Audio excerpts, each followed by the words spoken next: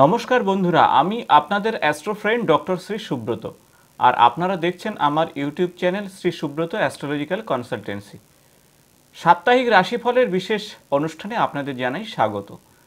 আগামী 21শে মার্চ থেকে 27শে মার্চ এই বিশেষ 7 দিনের রাশিফল নিয়ে আপনাদের সঙ্গে আলোচনা করব। দ্বাদশ রাশিচক্রের প্রত্যেকটি রাশির জীবনে এই বিশেষ সপ্তাহে কেরিয়ার, শরীর স্বাস্থ্য, ব্যবসা এবং শুভ অশুভ বিভিন্ন ঘটনা নিয়ে আলোচনা করব আজ এই ভিডিওতে। সপ্তাহের শুরুতেই চন্দ্রদেব অবস্থান করবে বা গোচর করবে মিথুন রাশিতে, মঙ্গলের নক্ষত্র অর্থাৎ মৃগশিরা নক্ষত্রে।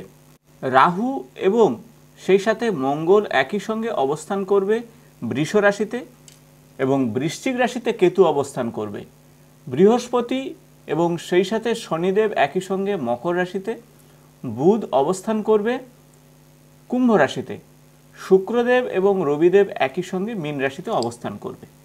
সপ্তাহের মাঝামাঝি চন্দ্রদেব মিথুন রাশি ছেড়ে তার নিজের গৃহ অর্থাৎ মকর রাশিতে গোচর করবে এবং সপ্তাহের শেষে সিংহ রাশিতে চন্দ্রদেব গোচর ছাড়া কোনো বড় গ্রহের বিশেষ পরিবর্তন এই সপ্তাহে হচ্ছে না। তাই চন্দ্রদেবের গৃহগত এবং নাক্ষত্রিক পরিবর্তন এই সপ্তাহে বিভিন্ন রাশির উপরে কম বেশি প্রভাব নিয়ে আসবে। আসুন এই দেখে নেওয়া যাক এই ভিডিওতে কোন রাশির জন্য কতটা শুভ ফল বা অশুভ ফল আনতে। স্ট্রেস আপনাকে সমস্যায় ফেলবে। বন্ধুবান্ধবদের বিরোধিতার মধ্যে যাবেন না। ডায়েট অনিয়মিত হলে কিন্তু সমস্যায় পড়বেন।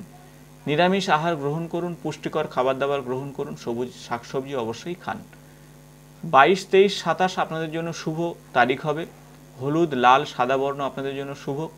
সোম, মঙ্গল, রবিবার আপনাদের জন্য শুভ হবে। এই সপ্তাহে আপনারা নতুন কাজের বিষয়ে একটু বুদ্ধি বিবেচনা করে সিদ্ধান্ত নিন, অন্যথায় ভবিষ্যতের জন্য সমস্যা তৈরি হবে। এই সপ্তাহে গরিবকে কম্বল, খিচুড়ি বা তিল, গুড় দান করলে আপনারা ভালো ফল পাবেন। বন্ধুদের সঙ্গে আলোচনা করলাম আগামী 21 মার্চ 2021 থেকে 27শে মার্চ 2021 পর্যন্ত বিশেষ সাপ্তাহিক রাশিফল সম্পর্কে। এই বিশেষ সপ্তাহে আপনাদের জন্য অত্যন্ত শুভ ফল নিয়ে আসুক, ঈশ্বরের কাছে সেই প্রার্থনা করি। আজ এই পর্যন্ত, নমস্কার।